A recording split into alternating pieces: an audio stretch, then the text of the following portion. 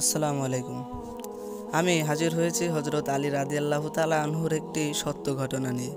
আশা করি ঘটনাটি আপনাদের ভালো লাগবে এবং ঘটনাটি থেকে আপনারা কিছু শিখতে পারবেন। একদিন হজরত আলী রাদিয়াল্লাহু তাআলা আনহুয়ের কাছে এক ব্যক্তি একটি মামলা নিয়ে এসেছিল। ব্যক্তিটি অভিযোগ করেছিল যে তার একটি মূল্যবান বস্তু চুরি হয়েছে এবং সন্দেহ তার এক প্রতিবেশীর উপর। হজরত আলী রাদিয়াল্লাহু তাআলা আনহু মামলা শুনে কিছুক্ষণ চিন্তা করলেন এবং তাকে কিছুটা সময় দিতে বললেন।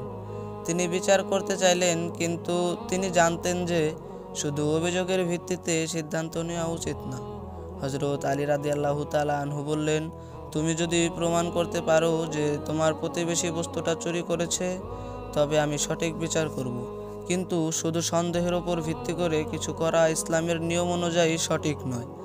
এরপর তিনি সেই প্রতিবেশীকে ডেকে পাঠালেন এবং তার কাছে জানতে চাইলেন, তোমার সম্পর্কে একটি অভিযোগ এসেছে, তুমি কি আমাকে কিছু বলতে চাও?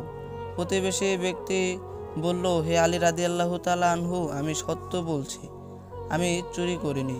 যদি আল্লাহ আমার ওপর কোনো কঠিন পরীক্ষা দেয়, তবে আমি যেন তা সহ্য করতে পারি। আমি জানি সঠিক বিচার হবে এবং যদি আমি দোষী না হই, তবে আল্লাহ আমাকে ক্ষমা করবেন।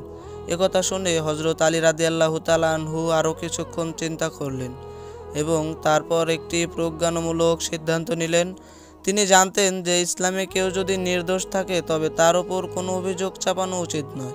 তিনি দুজনকেই বললেন, তোমরা আল্লাহর কাছে সত্য প্রার্থনা করো এবং আল্লাহর ওপর ভরসা রাখো। যদি তোমরা সৎ থাকো, তবে আল্লাহ তোমাদের সাহায্য করবেন। হজরত আলী রাদিয়াল্লাহু তাআলা আনহু তখন উভয়ের মধ্যকার পরিস্থিতি পর্যালোচনা করতে শুরু করলেন। তিনি জানতেন যে বিচার কখনো কখনো আল্লাহর ইচ্ছার ওপর নির্ভর করে। তাই তিনি এই মামলা সঠিকভাবে সমাধান করার জন্য কিছু সময় নিতে চাইলেন। সেই সময় তিনি পরামর্শ দিলেন, তোমরা আল্লাহর কাছে দোয়া করো। আল্লাহ যদি আমাদেরকে সঠিক পথ দেখান, তবে আমরা সঠিক সিদ্ধান্ত নেব। এরপর কিছুদিন অতিবাহিত হলো এবং একটি ঘটনার মাধ্যমে পুরো ঘটনাটি স্পষ্ট হয়ে গেল। জানা গেল যে ব্যক্তিটির চুরি যাওয়া বস্তুটির সাথে তার প্রতিবেশীর কোনো সম্পর্ক ছিল না।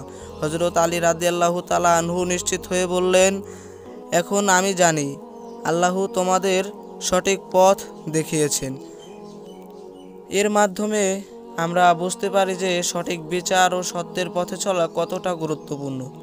এটি আমাদের শেখায় যে মুসলিম সমাজে বিচার হতে হবে সততা, সত্যতা এবং আল্লাহর ইচ্ছার ওপর ভিত্তি করে। কখনো কোনো পরিস্থিতি বা অভিযোগের ভিত্তিতে দ্রুত সিদ্ধান্ত নেওয়া উচিত নয়, বরং সঠিক প্রমাণ এবং সত্য উদ্ঘাটন করে বিচার করা উচিত।